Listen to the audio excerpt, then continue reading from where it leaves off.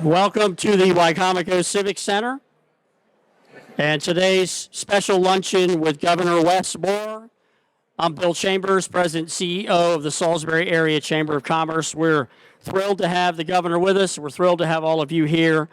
I want to thank some companies that sponsored today's luncheon: Orsted, Purdue Farms, Delmarva Power, Chesapeake Utilities, Salisbury University, Mount Air, and the University of Maryland Eastern Shore. How about a round of applause for those sponsors, please? I want to welcome some of our elected officials that joined us today. State Senator Mary Beth Carrozza, State Senator Johnny Mounts, Speaker Pro Tem, Delegate Cherie Sample Hughes, Wycomico County Executive Julie Giordano, Wycomico County Council President John Cannon, Council Members Jeff Merritt, Josh Hastings, and James Wynn, Salisbury Mayor Jack Heath, City Council President Mira Boda, and Council Members Michelle Gregory, April Jackson, and Megan Alton. And from our Board of Education, Board Chair Gene Malone and Board Member David Plotz. How about a round of applause and thank you for those folks. And we also have Delegate Carl Anderton. Sorry, Carl, had you penciled it in. Quickly, before we introduce our special guest, something many of you don't know about, you're going to hear about in about 2 minutes. I want to invite up the Vice Principal of Bennett Middle School, Joanna Duncan. Joanna? Good afternoon, everybody, and thank you for this opportunity to speak on behalf of the middle school students of Wycomico County Schools. I am Johanna Duncan, Assistant Principal at Bennett Middle School, and I'm here today to invite you to be heroes to the children of Wycomico County. I would like for you to pause for a moment and take yourself back to a time when you were in middle or junior high school. Now, maybe some memories may be fond and others may make you shudder. But I think we all can agree this was a critical time for positive relationships, often developed through sports, that made a difference in our lives. Today, it is more important than ever for our youth to engage in healthy activities and develop positive relationships, and sports provide such opportunity. For the first time since the pandemic, Wycomico County middle schools are bringing back the intramural sports program. There are yes, we are equally as excited. There are 6 different sporting opportunities that not only refine the students' athleticism, but also help students develop teamwork, positive relationships, and leadership skills. Soccer, cross country, basketball, volleyball, and flag football will be offered in 5-week intervals with a culminating event at the end of each sport. We expect more than 1,500 middle school students across the county will participate, and all students, regardless of economic background or athletic skill, can participate. We need your help to make this program a success. To sponsor one sport for one school is approximately $600, but know that any support is welcomed. Sponsorship will be provided, and it will look like in the form of T-shirts as well as awards. Participants and winning teams. And trust me, when I tell you a T-shirt and a medal means a lot to a student, it means a lot to a student. Please consider being a sponsor and being a part of celebrating and creating memories for our students. Additional information is on your table. I appreciate your time, and thank you very much. Well, I'm going to have the president of University of Maryland Eastern Shore join us to do a formal introduction, but thank you and welcome, Governor Moore. As many of you know, this was rescheduled from a December date we had, and I'm glad that the governor's feeling better. We're happy and grateful to be here. And on behalf of our business community, Governor, we applaud your efforts in understanding the challenges our business face here on the shore. Many of these businesses just finishing a very challenging summer season. We look forward to working with you and your administration to foster a positive, proactive, and successful business climate statewide. And since we were slated to have this event on the beautiful campus at the University of Maryland Eastern Shore, in that spirit, please welcome Dr. Heidi Anderson to do a formal introduction for Governor Moore. Bill, thank you very much. You got a good crowd out here, Bill. Let me begin by saying good afternoon, everyone. Thank you.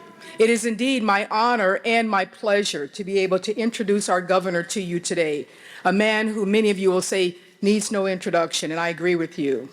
But let me go ahead and introduce him anyway. Wes Moore is the 63rd governor of the state of Maryland. He is Maryland's first Black governor in the state's 246-year history. And yes, and he is only the third African-American governor in the United States history. That deserves an applause as well. Our governor was born in Tacoma Park, Maryland, and early on in his life, at about 3 years old, his father died of a very rare but untreatable virus. After his father's death, his family moved to the Bronx, where he lived with his grandparents until he was about 14 years of age. Governor Moore is a very proud graduate of Valley Forge Military Academy College, where he received his associate degree. After receiving his associate degree, he went on to earn his bachelor's in international relations and economics at Johns Hopkins University in Baltimore, where he graduated Phi Beta Kappa.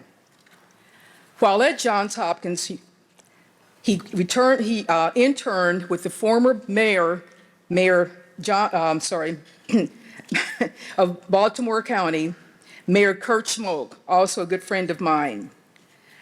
Governor Moore was also the first Black Rhodes Scholar in the history from Johns Hopkins University.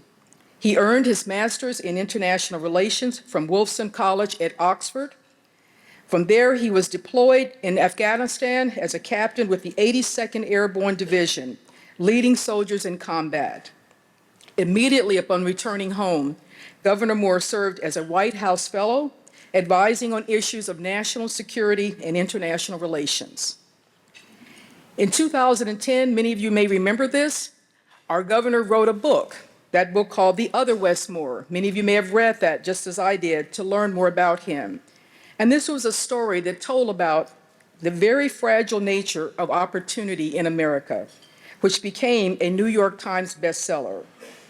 He's gone on to write several other books, but he has also built a Baltimore-based business called Bridge EDU. This program reinvented the freshman year of college for underserved students to increase their likelihood of long-term success. It was Moore's commitment to taking on our toughest challenges that brought him to the Robin Hood Foundation, where he served 4 years as the CEO. During his tenure at the Robin Hood Foundation, he distributed over $600 million toward lifting families out of poverty, including those right here in Maryland. Also, while at the Robin Hood Foundation, even though it was headquartered in New York, Moore and his family never left Baltimore, so they stayed in their home right here. During his first year, this very past year as governor, he has already made great strides, supporting the Eastern Shore as well as the rest of the state, but especially our area here with millions of dollars, including my university, thank you, Governor, and he and the lieutenant governor have been on my campus and all across the shore, but several times they've already have visited with my campus and my students, and I want to thank him publicly for that. And finally, I think all of you will agree that his mantra, "Leave no one behind," is more than just a campaign slogan. This is truly a way of life for him, and we are so fortunate to have him as our governor. With that in mind, leave no one behind. Please join me in welcoming our great governor to the stage. Thank you so much. Good afternoon. Good afternoon, good afternoon, good afternoon. Thank you, guys. Thank you, thank you. Bless you all. Thank you. Oh, it is good being back on the shore, boy. Before we start, can we please give it up for President Anderson and the remarkable work that she is doing over UMES?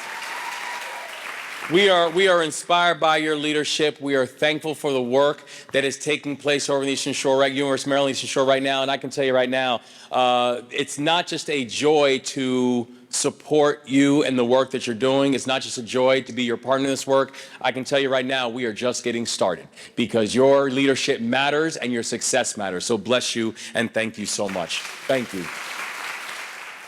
And Bill, where did Bill go? Where'd he go? There he goes. I just want to say thank you. Because it's very clear that the reason that people are here today is not just because of a fantastic lunch, even though this lunch is fantastic. And can we please give it up for all the people who, all the people who are serving, all the people who made the meals, all the people who made all this happen. But I tell you right now that the chamber is remarkably blessed to have a leader like you. Because in order for us to be able to move forward, it means not just that we have to move in partnership, it means we have to move in vision. And when we first came on board, when I first came on as the governor, we said that we have got to build a state that is more competitive. We've got to build a state that's actually supporting our businesses and our entrepreneurs. We have to build a state where we're teaching our young people how not just to be employees, but how to be employers. That we have to build a state that is not just going to support the entrepreneurial and the economic energy that takes place in the state of Maryland, but it's also being very intentional about the fact that I love the other governors. They're all very nice people.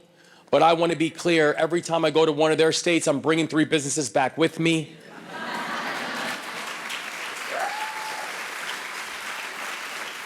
That this is Maryland's time to compete. This is Maryland's time to build. This is Maryland's time to win. This is going to be Maryland's decade, and the rest of the states just will look at us with awe. But it's going to happen because we're doing it together. It's going to happen because we're going to be intentional. It's going to happen because we have places like the Chamber of Commerce and business leaders and political leaders and nonprofit leaders and higher education leaders and K-12 leaders who all say in a united voice that it is our time. It's our time to get it right. And so I'm so thankful for the chance to be with you today because I'm incredibly excited just to come back and say thank you. Because, you know, when I first came on as the governor, I didn't come on with political experience. I don't come from a political family. I don't come from a political lineage. I came in as a person who had built a business, who led one of the largest poverty-fighting organizations in the country, a person who'd worked in communities and with communities for much of my professional adult life, a person who had led soldiers in combat. I did not come from a political background, but I just simply came with a vision and idea that we could build a powerful team and a powerful unit, that it's not just that it's Maryland's time to stand up, but that everybody was going to pay attention. And the fact that you all have been so wonderful and so kind and welcomed me with such open arms and welcomed this entire team with such open arms, I cannot tell you enough how much it means. And I also can't tell you enough that it's working, that people are paying attention. We're watching a growth and we're watching a build that we're excited about, but that we know we're not done. And so while I'm proud of the fact that we can come back here and report that within the first 8 months of this administration, not even 8 months actually, 7.5, but proud to report the fact that we're proud that over the past 7.5 months, that almost 31,000 new jobs have been created in the state of Maryland in 7.5 months.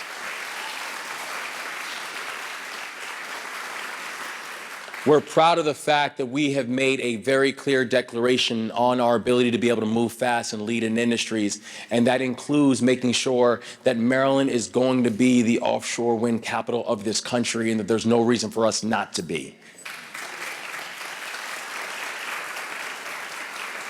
that it's saying that we make historic investments in our education system, and that includes our higher education system, making historic investments in higher education, but also being very clear that while we have some of the best four-year institutions in America here in the state of Maryland, many of which on the Eastern Shore, I want to be very clear that we are going to end the myth that every single one of our students must attend one of them in order to be economically successful. And that's why we're investing in things like job retraining and job reskilling, working with our institutions of higher education like UMES to make sure that all of our students have a pathway to economic success and not just some of them.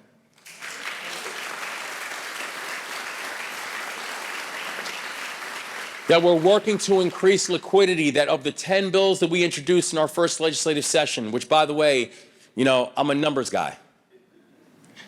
We went 10 for 10 on the bills that we introduced in the legislative session. And by the way, all 10 of those bills passed bipartisan, Democratic and Republican support on every single bill that we introduced in our first legislative session, and we're coming back for more in the next one.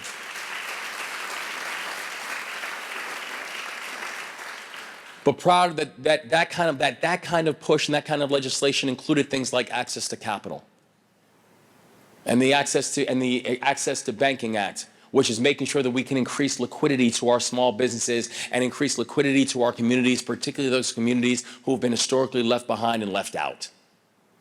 And being able to work in a new sense of partnership. And I'm so happy to see so many of our local elected officials, our state delegates here. I love being your partner. I love working in concert with you. Because I'm a very big believer in the idea that the people who are closest to the challenges, they're the ones closest to the solutions. They're just hardly ever at the table. That's going to change in this moment, and I'm proud to be your partner in this work.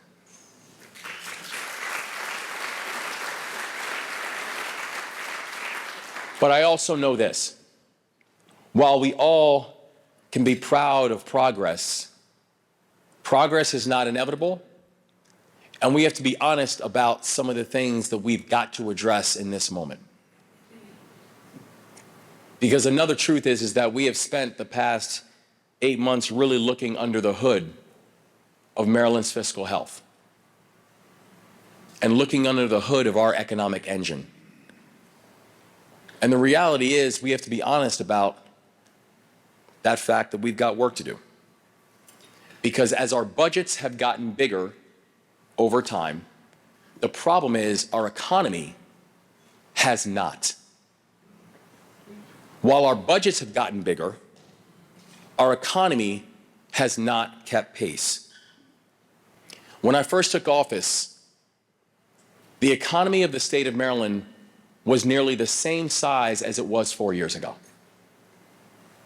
Where over a 4-year period from 2018 to 2022, Maryland's economy has grown by 0.2%.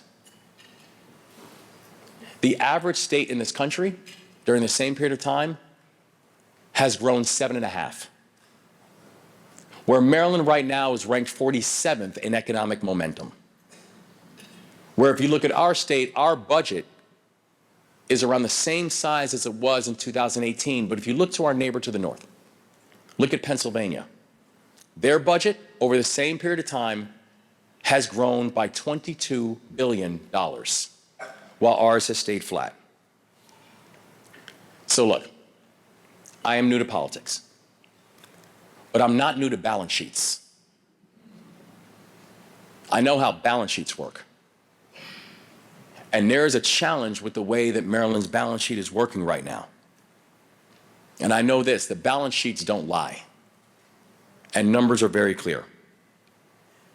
Because in our state, we have some of the best assets and some of the best talent in the state of Maryland. I would not trade our assets for anyone in this country, and primarily the assets that we have here on the Eastern Shore.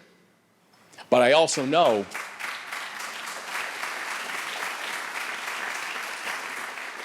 that if we are not investing in our assets, if we are not seeing our assets, if we're not pushing forward to make sure that we are known for our assets, then they are not assets that are going to be cherished in the same way that they should be. We can be a state that has a dynamic economy. We can be a state where our finances are actually going to support our ambition. We can be a state that actually has an opportunity to unleash a measurement of economic dynamism, where our small businesses have a chance to grow and thrive, where we can invite large businesses to want to become part of the larger economic movement, economic momentum, where we're harnessing the already great assets that we have and get them all moving in the same direction. But that takes intentionality in how we invest, in how we partner, in the work that we do. Because growth is a choice. Intentionality is a choice. Now, my administration is about to enter into fall budget negotiations, and as we engage in those discussions, we need to and we will make sure that we are prioritizing our economic strength. So the good news is that we are not starting from zero. The good news that in partnership with so many of our members here, members of the General Assembly, our local elected officials, that there's been real progress and real momentum, and I think the foundation for true partnership has been built, and we're excited to continue building on that. Where if you look in the first 6 months of the administration, we were able to work in partnership to do things like building out new segments and sectors of our economy, everything from the future of AI to the future of quantum computing, and making sure that our students actually have a chance to compete and be part of those industries. That in our first 6 months, we were able to create the first ever. Maryland is now the first state in this country that is offering a service year option to our high school graduates. So when they graduate from high school, they have a chance to serve their state, because service is sticky and service will save us, and giving young people a chance to have a measurement of economic buffer and earned economic cushion is going to be the pathway for long-term success. And while Maryland is the first state in the country to do this, I guarantee you it will not be the last.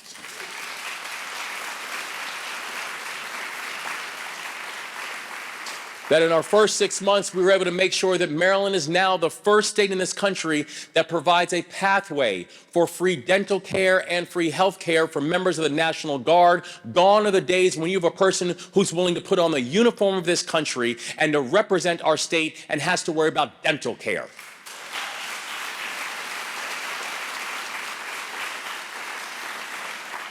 Where we've supercharged our clean energy goals. And I want to thank our friends from Ørsted for the work that they are doing and working to bring clean manufacturing jobs to the Eastern Shore.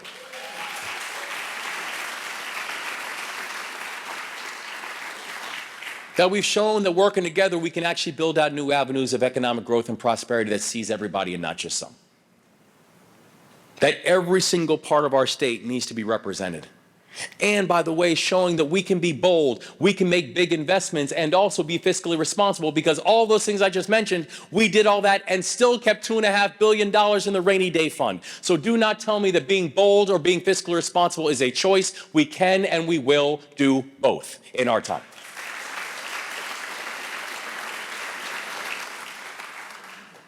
But this does mean that we are now hitting a point that we've got to be smart. We've got to be responsible. That we're going to build for our future while also making sure we're protecting our present. That we are going to address the economic realities with a real clear-eyed focus on what it's going to take to get done. So all of you know, I am very and I'm deeply optimistic about the future of our state. I love this state with all my heart. Everything about it. And I tell anyone who will listen to me. But that optimism is not built on blind faith. That optimism is built on hard facts. The facts are on our side. That we have the tools and the assets that we need to make sure that we are going to win this moment. That we are home of some of the greatest institutions of science and healthcare and education and commerce in the world. That I will put our workers against anybody else, and that includes everyone from our tech entrepreneurs to our watermen and our fishermen. Yes, we can give a shout out to our watermen. And our farmers and everybody Everybody who understands that they are part and a core part of our larger economic engine. That we are home to some of the most beautiful tourist destinations and recreation centers in the world, including right here on the Eastern Shore. And it's the reason that we are going to support the tourism industry in the Eastern Shore and make sure it can grow and thrive, because I want as many people around the country knowing that if you want a place to have a great time, come to the Eastern Shore.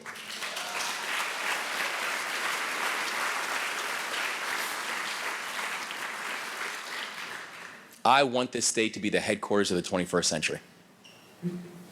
I want this place to be the engine. I want our state to be the place that everybody is talking about and the place that everybody is moving to.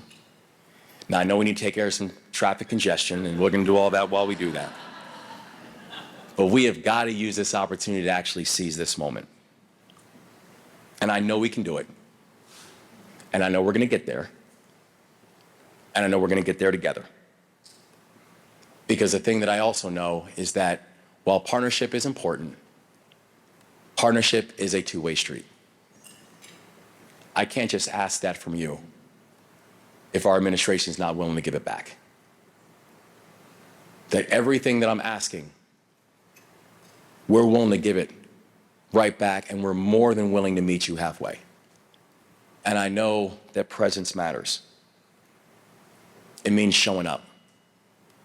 It means being present, and that there's a power in the presence.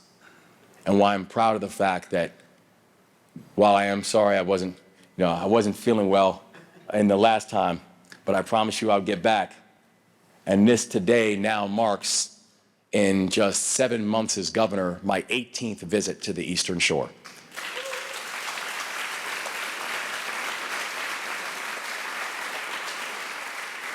That when we said we were going to build an administration that every single part of our state is seen and every single part of our state is heard, and people can look up at this administration and say, I see myself, that includes from every part of our state. And I'm proud of the fact that I'm here today with our remarkable Secretary of Housing and Community Development, Secretary Jake Day.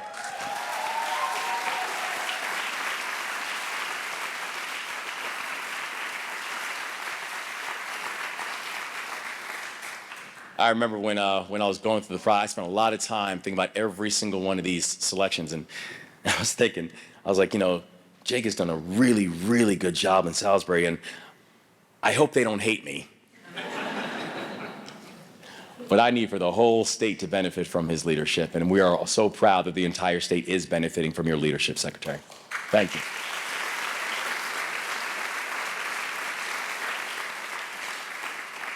But we are not slowing down, guys. This is our pace. And when people said during the campaign trail, they're like, you guys are showing up a lot, you guys are everywhere, and the answer I always gave was, get used to it. This is how we move. And we're not stopping. Because in order for it to be Maryland's time, it means this is the pace that we're going to move at. We are just going to outwork everybody. And when we do, we're going to win. But we're going to win because we're going to make sure that every single part of our state feels seen. That every single part of our state feels heard. That every single part of our state understands how important they are to the larger build and to the larger goals of what it is that we are hoping to accomplish. So I need you. I need your ideas. I need for all of us to have collective goals. Because when the story of our state is written, a core part of that story is going to be about the miracles that are happening on the Eastern Shore. And we're going to make sure of that.